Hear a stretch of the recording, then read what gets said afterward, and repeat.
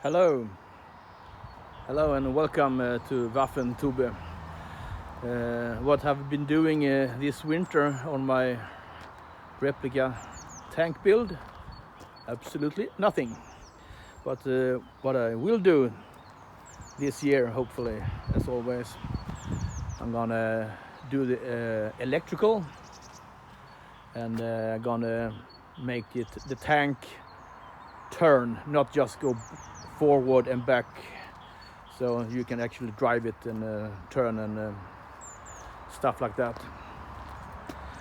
And also are involved with building myself a new workshop.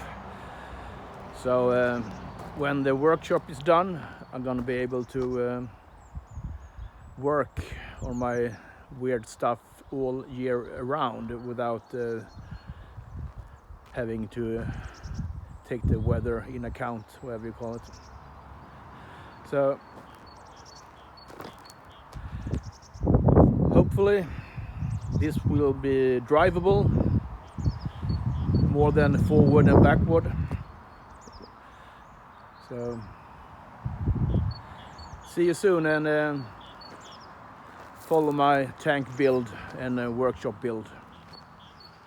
Bye bye.